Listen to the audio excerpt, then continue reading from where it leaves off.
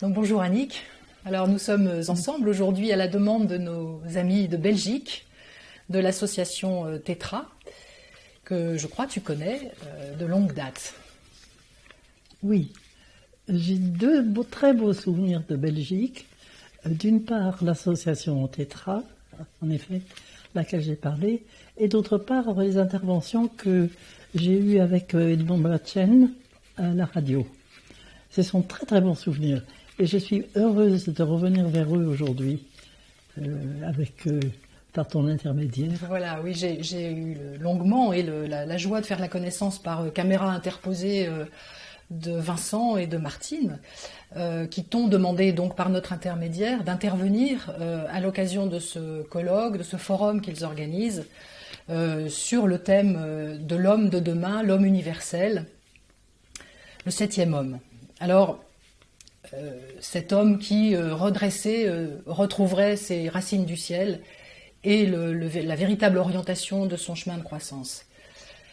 Alors, tout ton travail met en lumière ce chemin de croissance de l'homme dont les 11 premiers chapitres de la Bible décrivent, révèlent ce schéma de principe porté par Adam, le grand Adam, humanité. Et puis on entre dans le 12e chapitre dans la part plus historique de l'histoire du peuple d'Israël, peuple hébreu, qui va réaliser le passage, la Pâque, et puis qui va mettre au monde le Messie, le Christ, venu libérer Barabbas, c'est-à-dire faire croître, libérer cette semence qui repose en chacun de nous. Alors on peut aussi raccourcir ce temps et puis le projeter, le mettre à l'échelle d'une gestation maternelle, d'une gestation dans un ventre maternel. Et dans cette perspective, alors, le Christ arrive au 6e mois. Alors, il y a deux questions se posent, Annick. La première, c'est sommes-nous aujourd'hui, notre génération, dans ce présent de notre humanité, sommes-nous à la fin de ce 6e mois, sommes-nous en train de préparer un passage vers un autre plan de conscience qui serait le 7e mois? Ça, c'est la première question. Et puis la deuxième question, c'est qu'est-ce que l'homme? Qui est cet homme? Cet homme de demain? Cet homme augmenté? Augmenté de quoi? Augmenté par quoi? Dont le Christ dit, faisant en cela écho au psaume, vous êtes des dieux.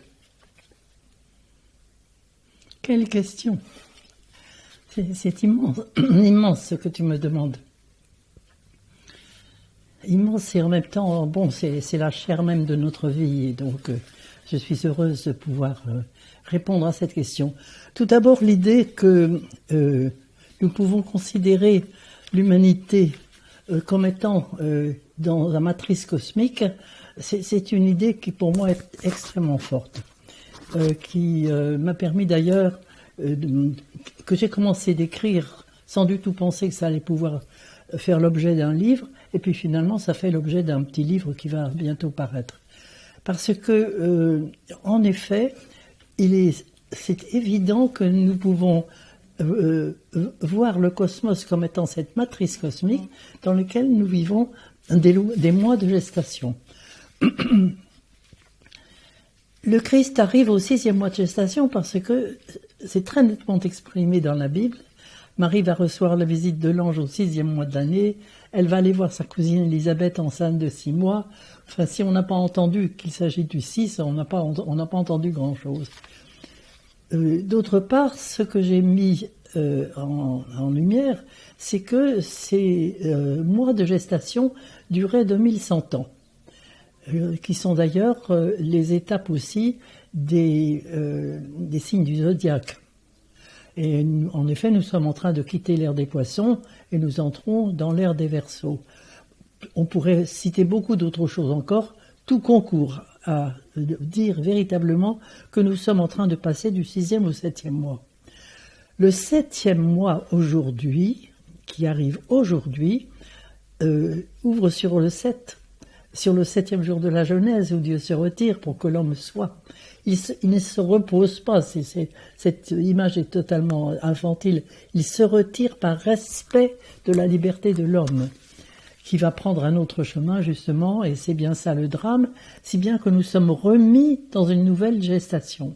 Et c'est ça notre histoire aujourd'hui, c'est d'avoir été remis dans une nouvelle gestation pour aboutir à cette naissance du Christ au 6e mois de l'année, et aujourd'hui le 7e mois. Le 7e mois de la gestation. Aujourd'hui, le 7e mois. Et donc, le 7, c'est une révolution totale. Le 7, c'est un cycle qui se termine, car il y a une ouverture vers quelque chose d'autre. Et nous pouvons, nous, femmes, être frappées par le fait qu'au 7e mois de l'année, l'enfant se retourne dans le ventre maternel. Il y a aujourd'hui, au début de ce 7e mois de gestation cosmique de l'humanité, un retournement radical qui est en train de se vivre. Radical. Et ce retournement est celui qui exprime le retour de l'enfant prodigue aussi. C'est-à-dire, c'est cet homme qui était parti loin de son Seigneur, s'aperçoit de son erreur, s'aperçoit que sans revivre son ontologie, sa vie n'a pas de sens, et qui essaye de retrouver aujourd'hui la mémoire de son ontologie, et plus que la mémoire, de se retourner vers ce réel nouveau. Et voilà, je crois, ce qui caractérise peut-être ce que nous vivons aujourd'hui, et ce qui s'exprime par énormément de choses. Parce que pendant ce temps-là, pendant tout ce temps où l'homme s'est détourné de son Dieu pour vivre sa vie de liberté, qu'il a cru être sa liberté, en fait, il s'est enchaîné de plus en plus, mais il ne le savait pas au départ, il n'en a pas compris. Il a fallu qu'il fasse cette expérience de l'aliénation pour justement faire ce retournement maintenant. Mais il y a eu aliénation. Mais pendant ce temps-là, il a remplacé la croissance de l'arbre de la connaissance qu'il est par une connaissance acquise par la voie extérieure, par son mental, par son intelligence. Le premier que l'on voit après le départ de cet Adam, c'est celui qui se nomme Caïn, et il est dit de lui qu'il crée des villes. Il est constructeur de villes, donc de civilisation, de choses incroyables, d'une beauté extraordinaire, en même temps que de destruction tragique, n'est-ce pas? Parce qu'il est véritablement dans cette inconscience aussi malheureusement totale. Alors en même temps, il y a une inconscience totale et il y a des œuvres grandioses, des découvertes grandioses. Nous arrivons aujourd'hui au maximalisme de tout cela. Au maximalisme de tout cela parce que nous avons reconstruit cet arbre de la connaissance par le mental, par la voie extérieure, sans le construire par la voie intérieure. Donc, sans avoir atteint à des niveaux de conscience permettant de mettre en place une éthique forte pour mettre des limites à cette acquisition de la connaissance par la voie extérieure.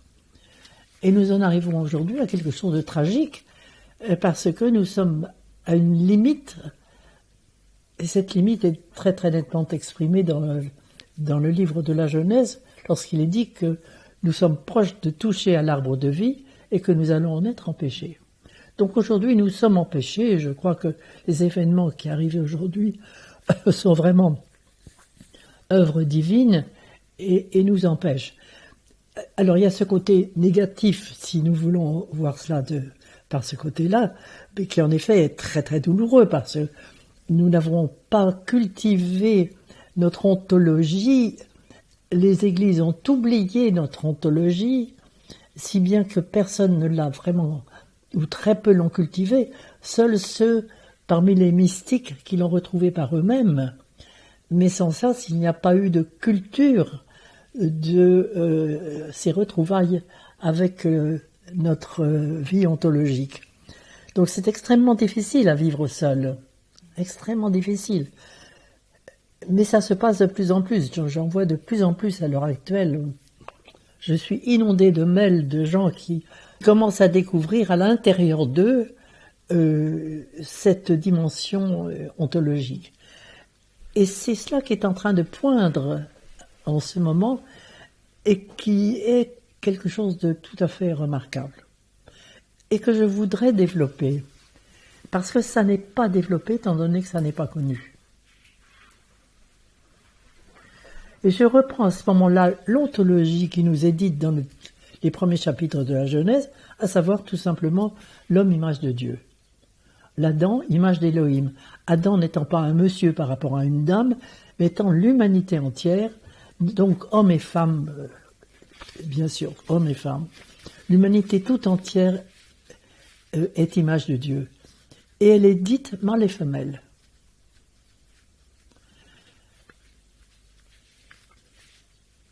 Et on a cru, on en est resté absolument à la notion de monsieur et madame, uniquement. Alors qu'il ne s'agit pas de cela, puisque la notion de mâle, c'est exactement le verbe aussi se souvenir en hébreu, et c'est une pénétration de l'être.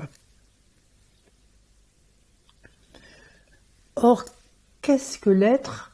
Je dirais que il est ce que découvrent aujourd'hui les physiciens de physique quantique, qui disent que toute chose est doublée d'un vide. Derrière toute chose, il y a un vide plein d'énergie potentielle qui porte en elle l'information de leur devenir. Et c'est ça le côté femelle, c'est ce vide, à tel point d'ailleurs que nous pouvons voir le mot image, tselem en hébreu. Tsel, c'est le vide. C'est vraiment le vide. C'est le vide. La création est un vide de Dieu. Dieu se vide dans l'Adam. Et l'Adam est chargé de reconduire ce vide à Dieu. Voilà. Et c'est sur cette reconduction de ce vide à Dieu sur lequel je voudrais mettre l'accent avec toi aujourd'hui. Ce vide est contenu dans ce féminin de l'être, ce trou, Keva en hébreu c'est le trou littéralement, ce féminin de l'être qui a deux fonctions essentielles, celui d'épouse parce qu'elle est pénétrée par le côté mâle de tout être humain, et d'autre part son côté maternel, en ce sens qu'elle se charge de la gestation de ces énergies potentielles qui sont là. Donc il y a une double fonction qui est très très bien exprimée lorsque le Christ invite Nicodème à épouser sa mère. Chose que ce pauvre Nicodème comprend très mal et que les chrétiens ne comprennent pas du tout. Qu'est-ce que ça veut dire épouser sa mère? C'est évidemment, et ils ne voient que le côté extérieur de la chose. Personne ne leur a appris qui était cette mère, qui était cette épouse et mère intérieure. Et qu'est-ce qui se passe? Voilà, c'est cela, je mets l'accent ce soir sur ce qui se passe, cette alchimie qui se passe lorsque l'homme épouse son féminin. Comme il est image de Dieu, ça veut dire qu'en Dieu il y a aussi mâle et femelle, ça veut dire que l'homme est épouse de Dieu, ça veut dire que dans la mesure où l'homme épouse son féminin, il est épousé de Dieu. C'est tout cela qui fait la beauté du Cantique des Cantiques, où nous voyons Salomon qui épouse son féminin, et tout à coup il y a un retournement des deux armées, c'est très très nettement dit, un retournement des deux armées, et nous voyons Salomon qui devient Shulamite, et qui devient l'épouse de Dieu. Et c'est quelque chose de très émouvant, tout le cantique de cantique est là. Et c'est vrai pour chacun de nous, dans la mesure où je descends en moi, où je perce, je pénètre ce féminin, où je saisis une des énergies potentielles qui veut jouer à ma place, où je la tiens en main. Et je ne peux la tenir en main qu'avec une seule arme, une seule, il n'y en a pas 36. C'est un amour qui découle, qui a une force d'arme venant de cette épée qu'est le Saint-Nom. Le Saint-Nom, le Seigneur, Yod-Hé-Vav-Hé en hébreu, imprononçable par nos frères hébreux, je respecte leur tradition. L'épée, c'est véritablement cette force, cette puissance virile qui pénètre les choses, c'est vraiment un genre de pénétration mâle, mais avec un amour fou, un amour capable de renverser les choses, capable de les transformer, capable de les transmuter, les choses. Je vais donner un exemple dans le mythe grec. Lorsque Thésée, au bout du labyrinthe, arrive auprès du Minotaure, le voilà le monstre qu'il faut qu'il tienne en main. Il le prend, il le saisit, il le tient en main. Et le drame de Thésée, c'est d'avoir tué le monstre avec sa massue de cuir, c'est-à-dire uniquement avec une force animale qui tue, mais qui ne transforme rien. Or, il venait de recevoir de la part de son père Égée l'épée royale. Et ce n'est pas avec l'épée royale qu'il tue le monstre. Aussi, il revient en arrière, et sa vie est d'une banalité navrante. Il revient vraiment dans le monde de l'exil. Il oublie Ariane, il va... Et sa vie est sans aucun intérêt après cela. Autrement dit, nous avons à pénétrer ce monstre que nous tenons en main avec une qualité d'amour dont on ne peut pas parler parce que nous n'avons vraiment pas de mots pour en parler, mais qui est de qualité divine, qui est une émanation de cette épée que nous devons devenir et qui est déjà là puisqu'elle est de toute éternité. Donc, il y a quelque chose déjà de présent en nous qui tient de cette qualité et qui fait que on peut pénétrer ce monstre avec cette qualité d'amour. Et là, qu'est-ce qui se passe? Qu'est-ce qui se passe? C'est là où joue le mystère et dont on ne nous a jamais parlé.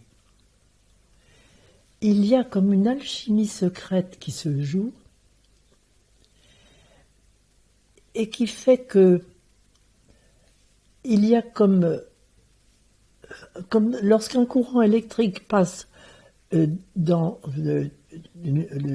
notre tête au niveau de la connaissance, il y a un moment où ce courant électrique va devenir de la sensation.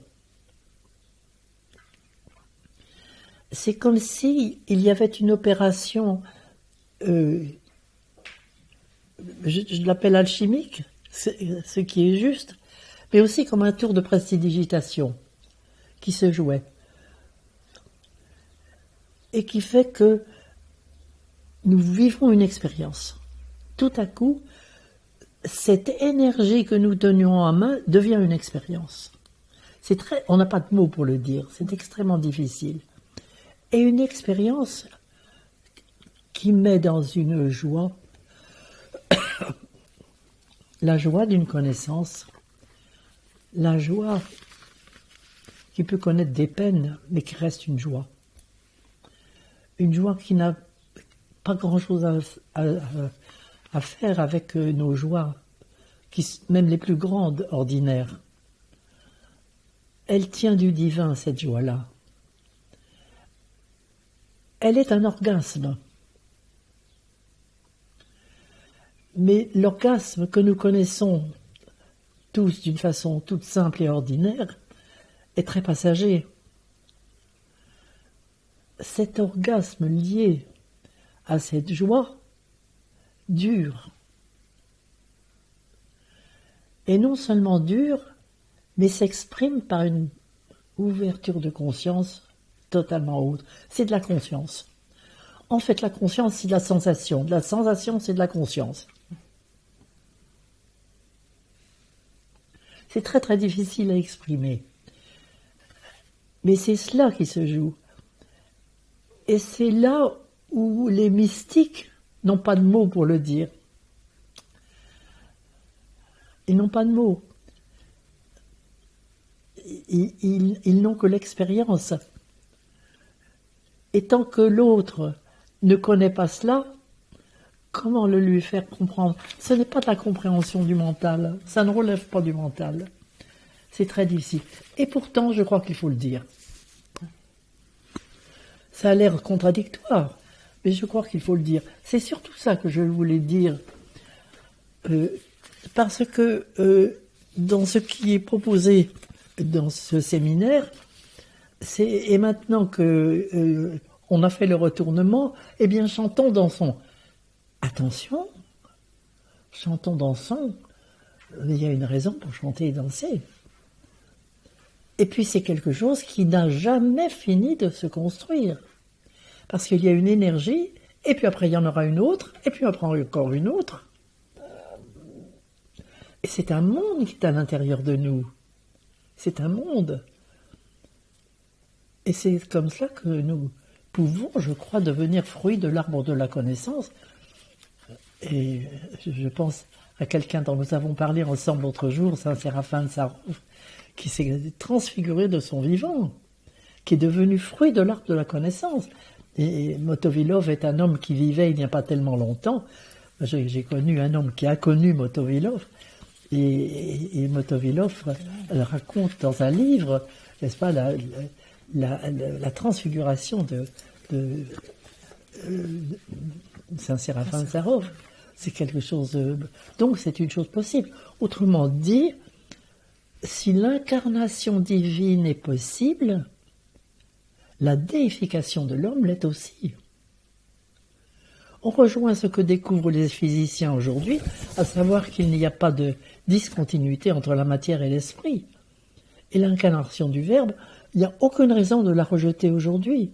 Le Verbe s'incarne, mais il ne s'incarne pas dans notre nature déchue, il s'incarne dans notre nature ontologique.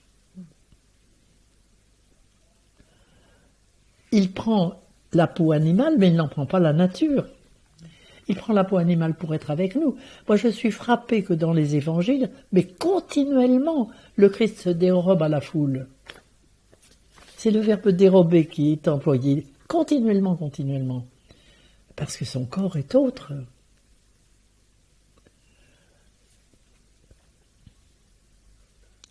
Et l'homme peut se transfigurer. Voilà ce que je voudrais surtout apporter à nos amis de Tétra et à cher Edmond Blatchen qui a fait un si beau travail en Belgique. C'était un apport que je voulais donner depuis longtemps, que je donne un petit peu d'ailleurs dans mon livre intitulé Le Seigneur et le Satan. Je parle justement de cette étape-là. C'est une étape extrêmement importante de notre vie qui fait que nous construisons cette déification à l'intérieur de nous. Et nous pouvons être des êtres qui sont avec leurs difficultés, leurs tristesses, leurs épreuves, etc.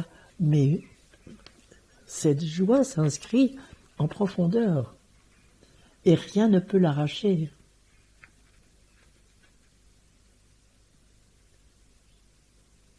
D'ailleurs, un Séraphin de Sarov, quand il voyait quelqu'un, il l'appelait ma joie. Ma joie. Comme je le comprends, ma joie. C'est pourquoi, mes enfants chéris, vous êtes ma joie. Voilà. Est-ce que j'ai un peu répondu à ta question ? C'est la question. Oui, peut-être. Moi, alors, on verra si on coupe ou pas. Est-ce qu'on peut poser la question de dire que dans ce qu'on est en train de traverser en ce moment, ce tremblement quand même, ou en tout cas prémisse d'un tremblement, est-ce qu'on a le choix de devenir cet homme? Quel choix on a de devenir cet homme augmenté de quelle manière? Augmenté parce qu'il va tremper ses racines dans le ciel et retrouver toute son ontologie, ou faire le choix de se laisser augmenter par le matériel, enfin, et tout ce qu'on... Se laisser augmenter par le matériel aujourd'hui est très dangereux, parce que l'homme est à la limite de toucher à l'arbre de vie, d'éradiquer la mort. Éradiquer la mort, c'est tuer la vie, parce que la mort fait partie de la vie. Et c'est justement là où nous sommes empêchés. Mais je dirais que c'est tout l'un ou tout l'autre, ou on va vers l'un ou on va vers l'autre. Continuer de faire confiance à la technologie, il ne s'agit pas de la détruire, parce qu'il y a des côtés très positifs et extrêmement importants de la technologie. C'est pas elle, il n'y a pas de bien et de mal, c'est aberrant. Mais c'est le fait que, en même temps, nous ne vivons pas cette dimension-là qui fait que nous pouvons avoir une éthique juste par rapport à la connaissance acquise par la technologie. Et quand j'ai cette connaissance acquise par la voie intérieure, il y a certains aspects de la technologie à laquelle je dis non. Non seulement de la technologie, mais même des lois sociales qui sont prises et qui ne sont pas justes du tout, qui vont à l'encontre de la relation de l'homme à son Dieu.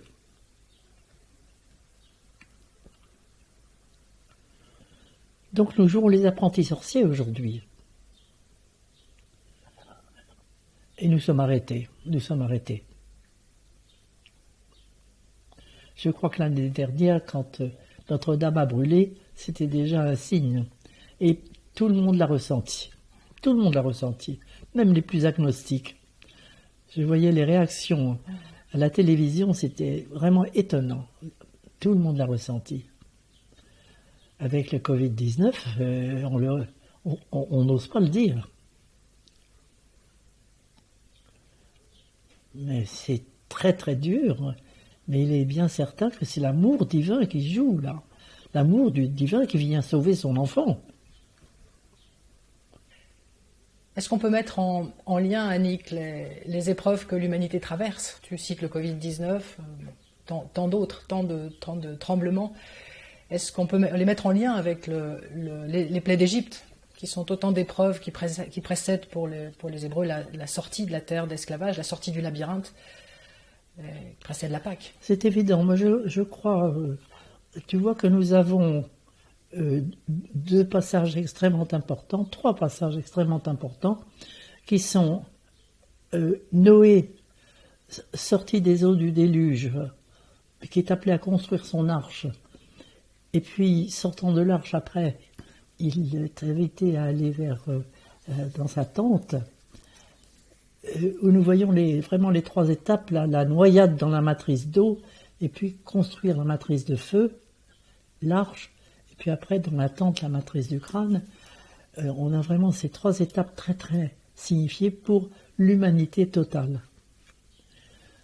Après, nous voyons le peuple hébreu pour un peuple, qui va sortir de la noyade, on peut dire, qu'est l'esclavage en Égypte, qui va construire la matrice de feu dans ce passage dans le désert, et qui après va atteindre la terre promise, ça sera la matrice du crâne. Et puis pour un seul homme, et je suis très très touché par le livre de Job, et Job qui est dans l'inconscience la plus totale, tout en étant bon, distribuant ses biens, généreux, donc très content de lui d'être généreux, trouvant qu'il est un type formidable et de toute bonté et béni des dieux, oui, mais patatras, tout lui est retiré, l'épreuve la plus totale, et il n'avait rien compris. Et il entre dans sa matrice de feu intérieure personnelle, et puis plus tard dans la matrice du crâne. C'est royal. Alors si tu veux, on a ces trois étapes. l'étape cosmique, l'étape d'un peuple, l'étape d'un homme. Pour te dire que c'est la même étape. Les trois étapes plus exactement, mais pour ces trois aspects de l'humanité. Et si tu veux, aujourd'hui, nous vivons véritablement l'étape de l'humanité totale. On peut dire que nous sommes dans un déluge de technologie, un déluge de connaissances, un déluge de destruction de partout, parce que c'est tragique ce qui se passe. On ferme les yeux à l'heure actuelle sur tout ce qui se passe, mais c'est quelque chose de tragique, les souffrances. Les gens ne meurent pas que du Covid, ils meurent aussi de famine, ils meurent de lèpre, de mille choses horribles, de faim, la mort de faim, enfin, bref, sans compter tous les bombes qui leur tombent dessus, etc. Vraiment. Donc, il y a des destructions absolument partout aujourd'hui. Donc, nous vivons vraiment une invitation urgente à faire ce retournement. C'est très très nettement signifié dans cette généalogie d'Adam, pour reprendre ce thème qui a été notre thème de départ. Dans ce 7e mois de généalogie d'Adam, nous vivons très très nettement ce retournement vers nos normes ontologiques, ce lien nouveau que nous reprenons avec le ciel, avec les valeurs divines.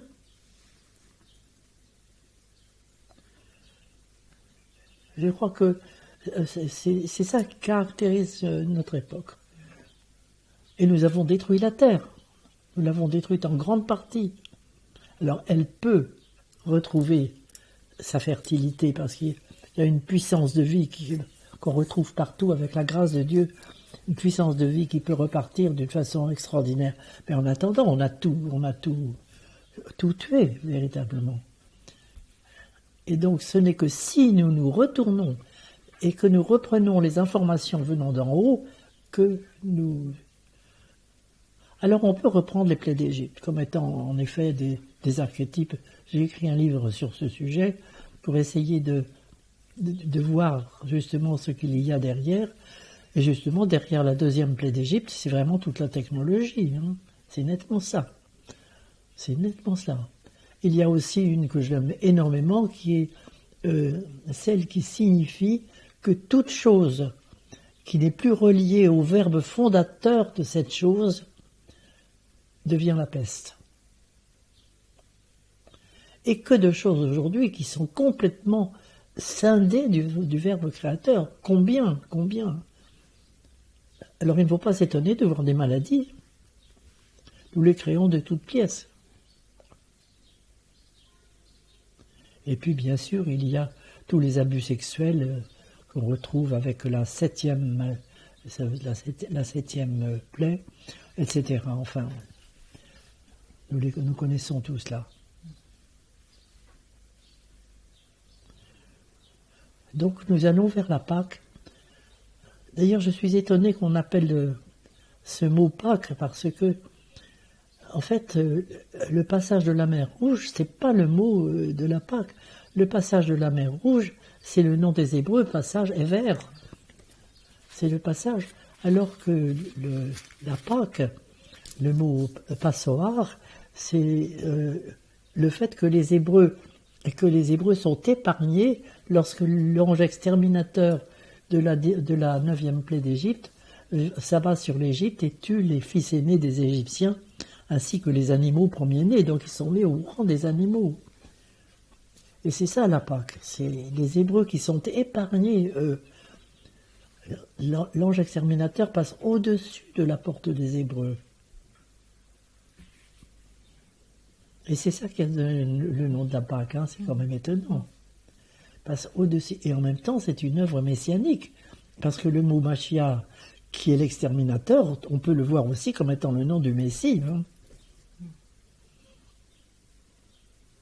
C'est pour ça qu'il n'y a pas de bien et de mal. Il y a quelque chose qui fait mal, mais qui est un bien fondamental. À l'heure actuelle, le Covid-19 fait mal, mais c'est un bien fondamental. Je vais être arrêté pour avoir dit ça c'est sûr, mais tant pis, j'assume. Ça fait mal, mais c'est quelque chose qui va nous réveiller.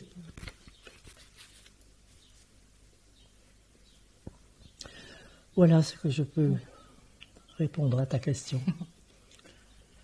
Écoute, merci Annick. Merci beaucoup. Peut-être juste pour terminer, un grand salut alors à nos amis de Belgique. Peut-être un grand salut d'association à association, de ton association à Riga, à cette association Tetra. Oui, je crois que ça serait très bien d'ailleurs qu'on travaille de plus en plus ensemble, parce que nous avons besoin d'avoir des frères et sœurs en cette même éthique. Ça me semble très très important. Voilà, j'ai cru sentir quelque chose qui ressemble à la fraternité dans nos. Il y a le travail de Anne Moratpour en Suisse, qui est de la même veine. Oui. Tetra en Égypte, en Belgique. Donc tout cela, il faut vraiment se serrer les coudes pour ça, parce que les êtres ont vraiment besoin d'un autre message aujourd'hui. C'était une belle occasion alors. Voilà. Alors j'embrasse tous nos amis de Tetra et mon cher Edmond. Voilà, merci Annick.